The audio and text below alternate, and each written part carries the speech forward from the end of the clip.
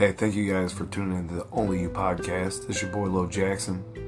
Today I'm going to be reading The Prince and the Pauper, but this podcast is to encourage folks out there to pick up books online that are free. There's so much information that's being passed over for technology. I would highly recommend picking up a book and putting the phone down for a while. A real book, honestly. I did that over the weekend. Man, it was so relaxing. The weather here has been great. I was outside today. I got sunburned, actually. I haven't been sunburned in years. But it is beautiful here. And I'm grateful that the nice weather's back for reading books outside my hammock and enjoying the weather when I can. Thank you all for listening. Thank you for sharing me. Thank you for following me. And everybody, I love you. So give yourself a hug right now. Yep. Sharing air hugs, over these podcast waves.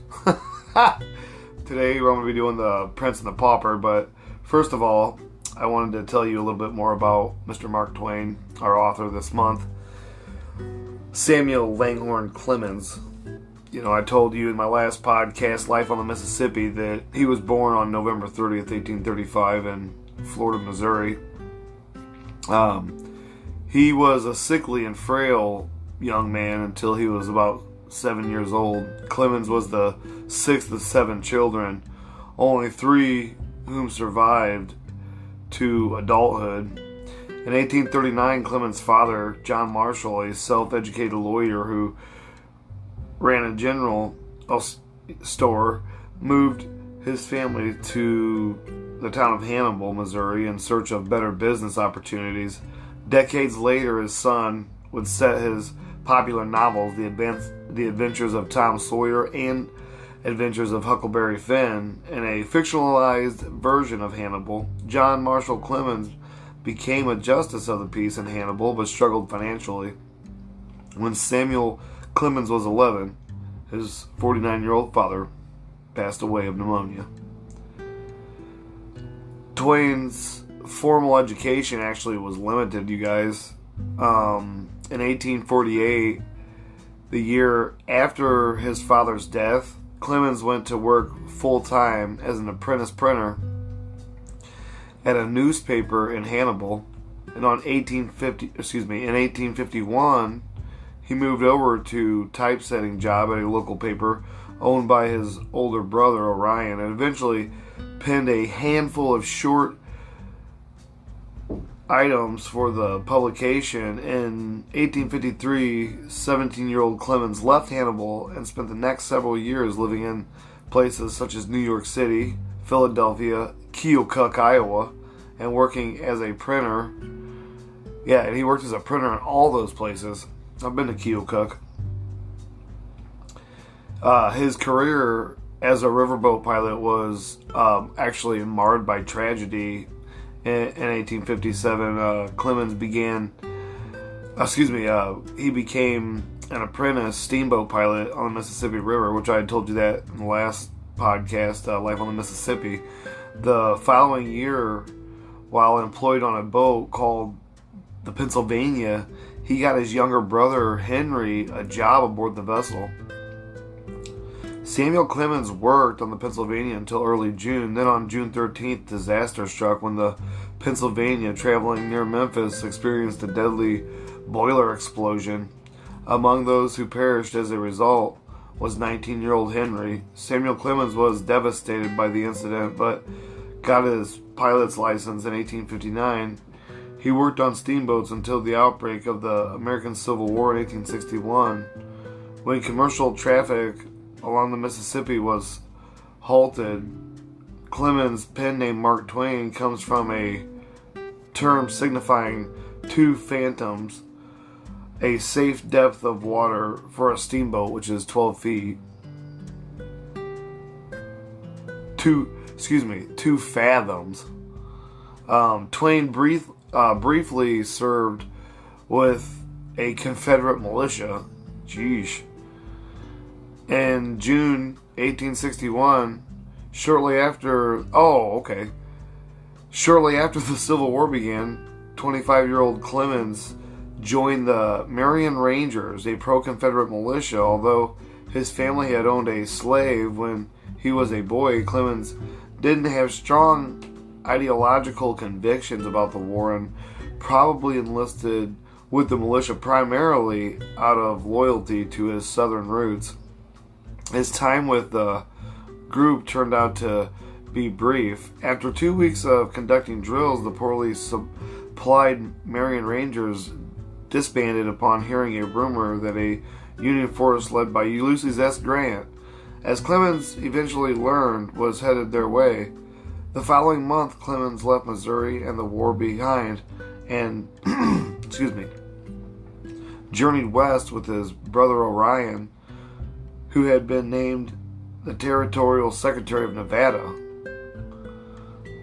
Once there, Clemens tried his hand at silver mining, and then, after failing to strike it rich, took a job as a reporter with a Virginia City, Nevada newspaper in the fall of 1862. Thank you guys for listening to the Only You podcast. And I'm just reading you a little bit about our author because I found some of this stuff interesting. Twain was a staunch supporter of technological progress and commerce.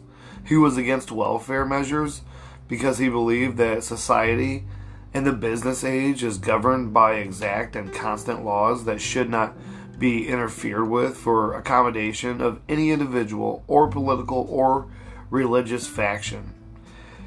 He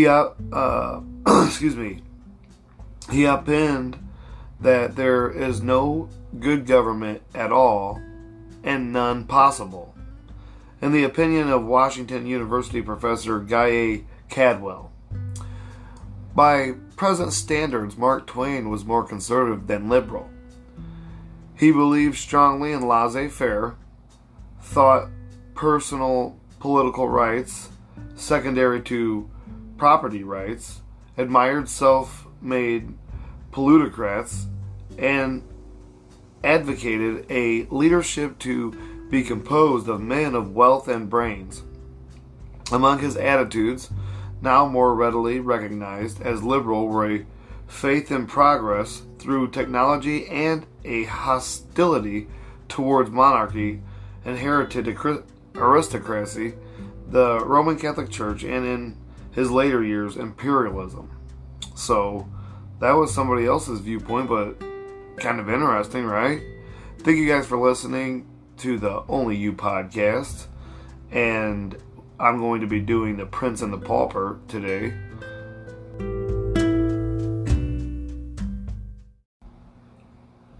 Chapter 1. The Birth of the Prince and the Pauper. In the ancient city of London, on a certain autumn day, in the second quarter of the 16th century, a boy was born to a poor family in the name of Canty, who did not want him. On the same day, another English child was born to a rich family of the name of Tudor, who did not want him. All England wanted him too. England had so longed for him and hoped for him and prayed God for him that now that he was really come, the people went nearly mad for joy. Mere acquaintances hugged and kissed each other and cried. Everybody took a holiday, and high and low, rich and poor, feasted and danced and sang and got very mellow, and they kept this up for days and nights together. By day, London was a sight to see, with gay banners waving with every balcony and housetop, and splendid pageants marching along. By night it was again a sight to see, with its great bonfires at every corner, and its troops of revellers making merry around them. There was no talk in all England but of the new baby, Edward Tudor, Prince of Wales, who lay laped in a silks and satins, unconscious of all this fuss, and not knowing the great lords and ladies were tending him and watching over him, and not caring either. But there was no talk about the other baby, Tom Canty, lapped in his poor rags, except among the family of paupers, whom he had just come to trouble with his presence. Chapter 2. Tom's Early Life.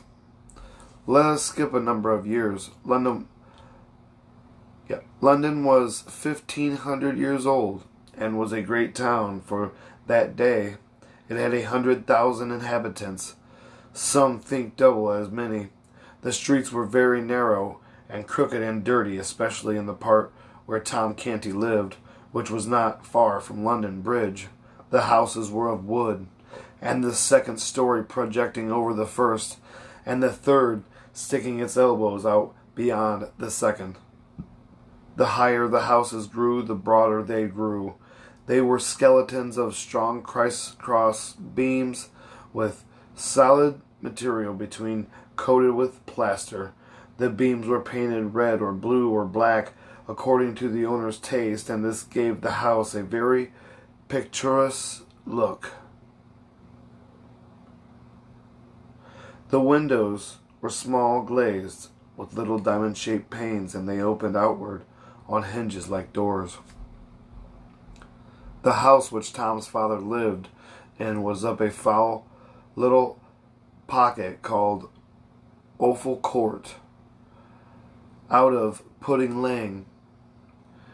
It was small, decayed, and rickety, but it was packed full of wretchedly poor families. Canty's tribe occupied a room on the third floor. The mother and father had a sort of bedstead in the corner, but Tom, his grandmother, and his two sisters, Bet and Nan, were not restricted. They had all the floor to themselves and might sleep where they choose.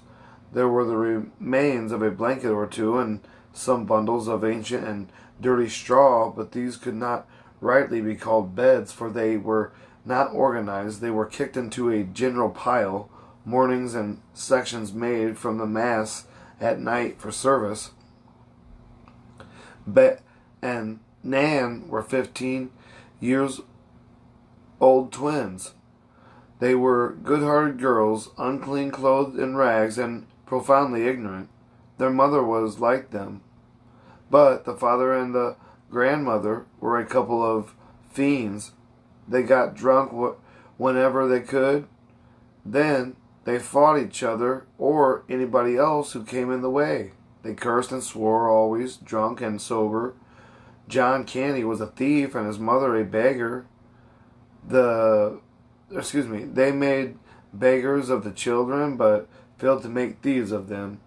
Among, but not of the dreadful rabble that inhabited the house, was a good old priest whom the king had turned out of house and home with a pension of a few farthings, and he used to get the children aside and teach them right ways secretly. Father Andrew also taught Tom a little Latin and how to read and write, and would have done the same with the girls, but they were afraid of the jeers of their friends, who could not have endured such a queer accomplishment in them.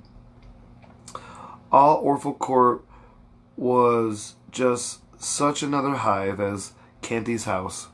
Drunkenness, riot, and brawling were the order there every night and nearly all night long. Broken heads were as common as hunger in that place. Yet little Tom was not unhappy. He had a hard time of it, but did not know it. It was the sort of time that all the Offal Court boys had, therefore he supposed it was the correct and comfortable thing. When he came home empty-handed at night, he knew his father would curse him and thrash him first, and then that when he was done, the awful grandmother would do it all over again and improve on it, and that away in the night his starving mother would slip to him stealthily with any miserable scrap of crust she had been able to save for him by going hungry herself. Notwithstanding, she was often caught in that sort of treason and soundly beaten for it by her husband. No, Tom's life went along well enough, especially in the summer. He only begged just enough to save himself, for the laws against mendicancy were stringent, the penalties heavy. So put in a good deal of his time listening to good Father Andrew's charming old tales and legends about giants and fairies, dwarfs, and like, and enchanted castles, and gorgeous kings and princes. His head grew to be full of these wonderful things, and many a night as he lay in the dark on his scant and offensive straw, tired, hungry, and smarting from a thrashing, he unleashed his imagination, and soon forgot his aches and pains in delicious picturings of himself, of the charmed life of a petted prince in a regal palace. One desire came in time to haunt him day and night. It was to see a real prince with his own eyes. He spoke of it once to some of his Offal Court comrades, but they jeered him and scoffed him so unmercifully that he was glad to keep his dream to himself after that. He often read the priest's old book and got him to explain and enlarge upon them. His dreams and readings worked certain changes in him by and by. His dream people were so fine that he grew to lament his shabby clothing and his dirt, and to wish to be clean and better clad. He went on playing in the mud just the same and enjoying it too, but instead of splashing around in the Thames solely for the fun of it, he began to find an added value in it because of the washing and cleanings it offered. Tom could always find something going on around the Maypole and Cheapside, and at the fairs, and now and then he and the rest of London had a chance to see a military parade when some famous unfortunate was carried prisoner to the Tower by land or boat. One summer's day saw poor Anne Askew and 3 men buried at the stake in Smithfield, and heard an ex-bishop preach a sermon to them, which did not interest him. Yes, Tom's life was varied and pleasant enough on the whole. By and by, Tom's reading and dreaming about princely life wrought such a strong effect upon him that he began to act the prince unconsciously. His speech and his manners became curiously ceremonious and courtly, to the vast admiration and amusement of his intimates. But Tom's influence among these young people began to grow now day by day, and in time he came to be looked upon by them with a sort of wondering awe as a superior being.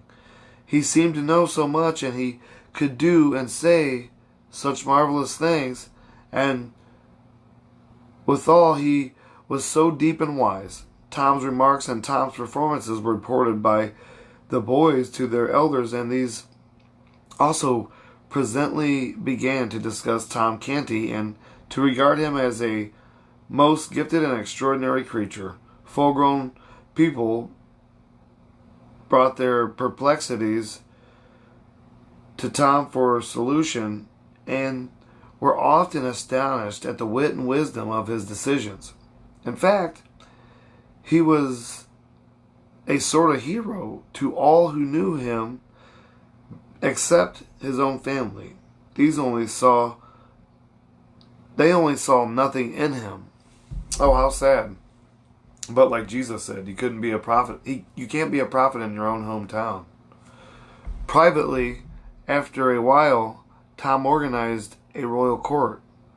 He was the prince. His special comrades were guards, chamberlains, lords, and ladies in waiting, and the royal family.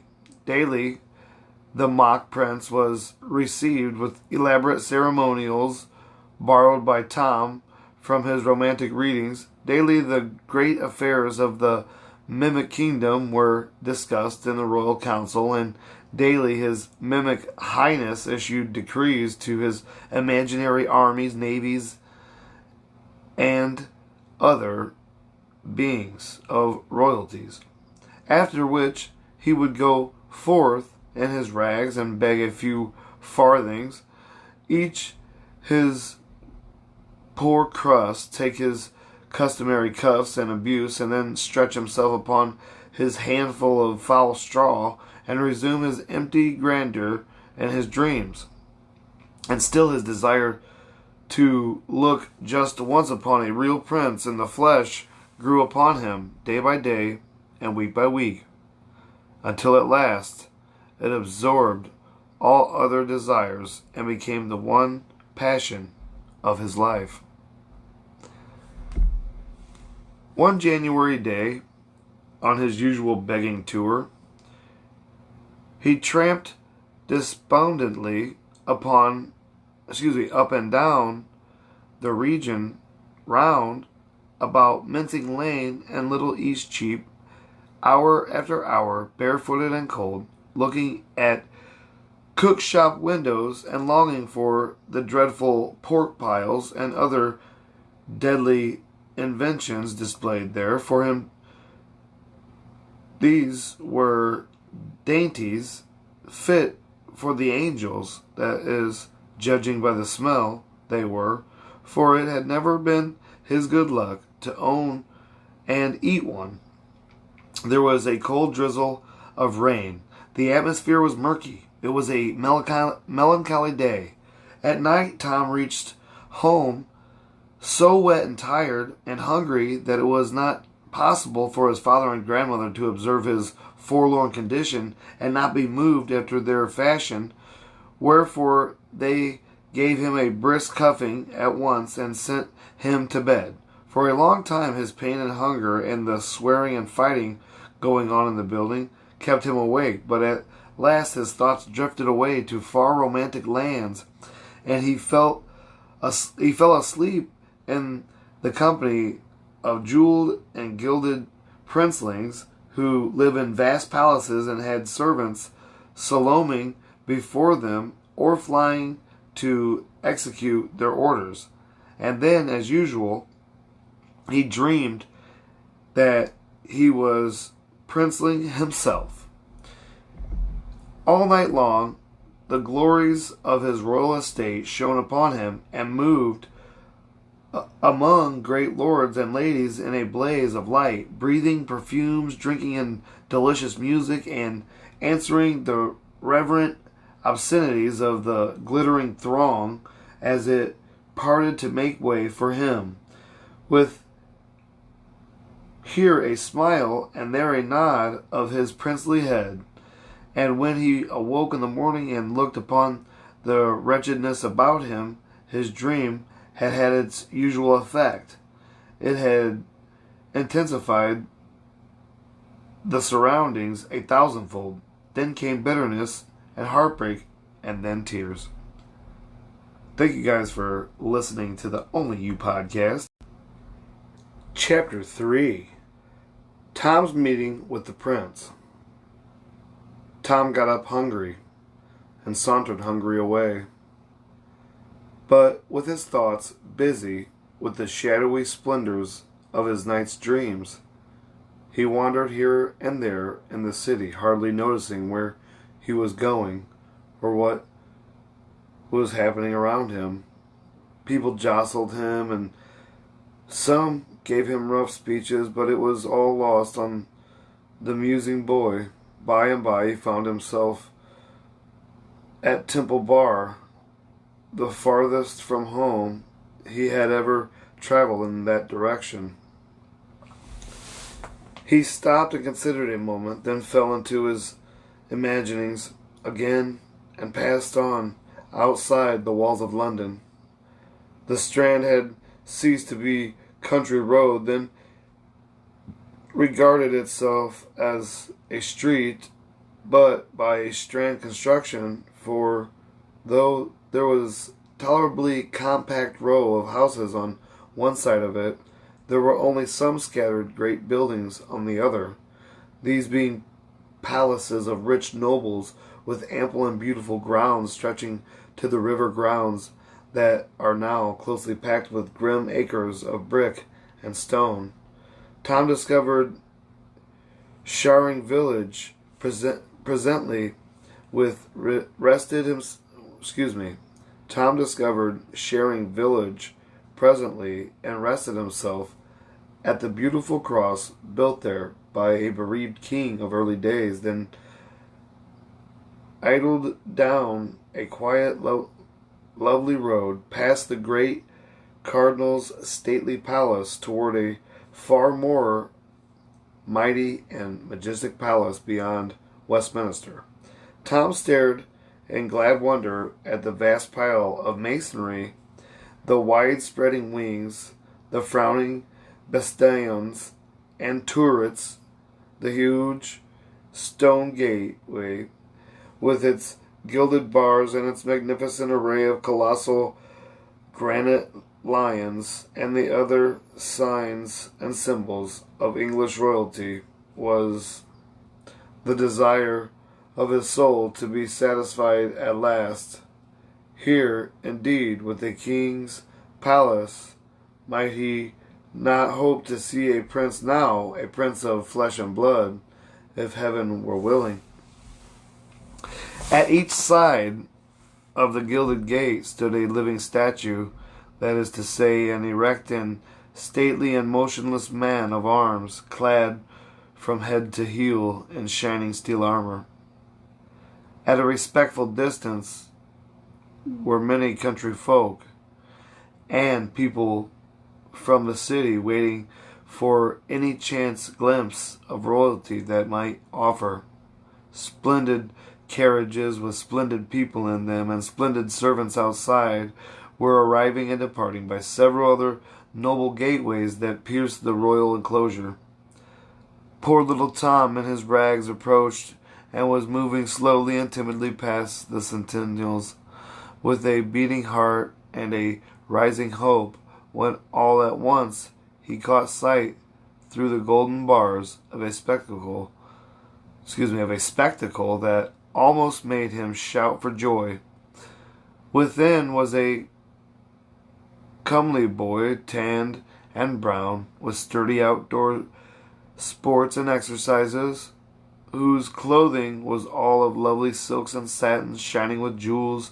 At his hip a little jeweled sword and dagger, dainty on his feet, with red heels on his head, and a jaunty crimson cap with drooping plums fastened with a great sparkled gem.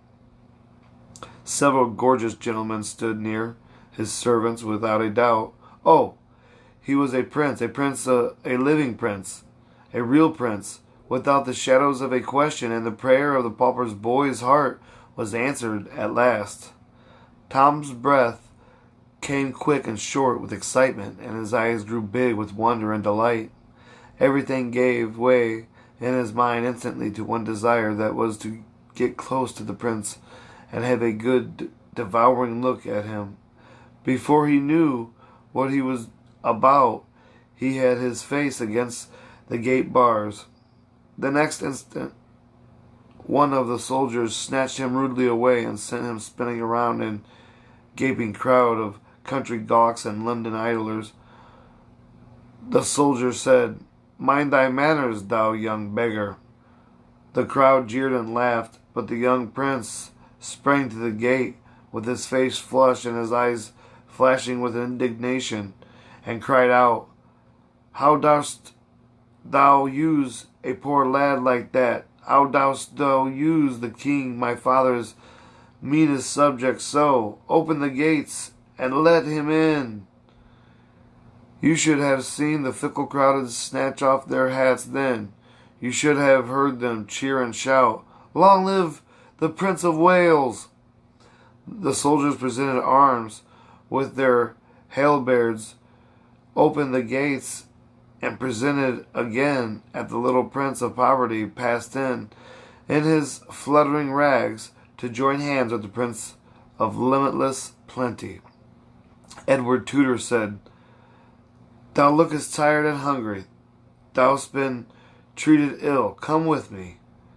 Half a dozen attendants sprang forward too, and I don't know what interfered, no doubt, but they were waved aside with a right royal gesture, and they stopped stock still where they were like so many statues. Edward took Tom to a rich apartment in the palace, which he called his cabinet. By his command a repast was brought, such as Tom had never encountered before except in books. The prince, with princely delicacy and breeding, sent away the servants, so that his humble guests might not be embarrassed by their critical presence. Then he sat nearby and asked questions while Tom ate. "What is thy name, lad?" "Tom Canty." "Ain't it please thee, sir?" "'Tis an odd one. Where dost live?" "In the city." "Please thee, sir?" Offal Court, out of Pudding Lane." "Offal Court? Truly 'tis another odd one. Hast parents?" "Parents have I, sir, and a grandam likewise, that is but indifferently precious to me. God forgive me if it be offence to say it. Also twin sisters, Nan and Bet." "Then is thy grandam not over kind to thee, I take it?" "Never to any other is she, so please your worship. She hath a wicked heart, and worketh evil all her days." "Doeth she mistreat thee?" "There was times that she saith her hand, being asleep and overcome with drunk, but when she hath her judgment clear again, she maketh it up to me with goodly beatings." A fierce look came into the little prince's eyes, and he cried out, "What? Beatings?" "Oh, indeed, yes, please you, sir." "Beatings? And thou so frail and little? Hark ye, before the night come, she shall hie here to the Tower, the king my father. In sooth, you forget, sir, her low degrade. The Tower is for the great alone." "True indeed, I had not thought of that. I will consider her punishment." "Is thy father kind to thee?" "Not more than Grammar Canty, sir." "Fathers be alike, mayhap. Mine hath not a dow's temper. He smiteth with a heavy hand, yet spareth me. He spareth me not always with his tongue, though, sooth to say." "How doeth thy mother use thee?" "She is good, sir, and giveth me neither sorrow nor pain of any sort. And Nan and Bet are like to her in this way." "How old be these?" 15. "And it please you, sir?" "The Lady Elizabeth, my sister, is 14, and the Lady Jane Grey, my cousin, is of my own age, and comely and gracious withal, but my sister, the Lady Mary, with her gloomy mien and look you, do thy sisters forbid their servants to smile, lest the sin destroy their souls?" "They? Oh, dost think, sir, that they have servants?" The little prince contemplated the little pauper gravely a moment, then said, "And prithee, why not? Who helpeth them undress at night? Who aireth them when they rise?" "None, sir." "Wouldst have them take off their garment and sleep without, like the beast?" "Their garment? Have they but one? Ah, good your worship, what would they do with more? Truly, they have not 2 bodies each." "It is a quaint and marvelous thought. Thy pardon. I had not meant to laugh, but the good Nan and thy Bet shall have rement and lackey Enos, and that soon, too. My coiffure shall look to it." No, thank me not, 'tis nothing. Thou speakest well, thou hast an easy grace in it, art learning. I know not if I am or not, sir. The good priest that is called Father Andrew taught me of his kindness from his books. Knowest thou the Latin? But scantly, sir, I doubt. Learn it, lad. 'Tis hard only at first. The Greek is harder, but neither these nor any tongues else, I think, are hard to Lady Elizabeth and my cousin. But shouldst hear those damsels at it. But tell me, thy Offal Court, hast thou a pleasant life there? Thank you guys once again for listening. This is your boy Lo Jackson, and this is The Prince and the Pauper by Mr. Mark Twain.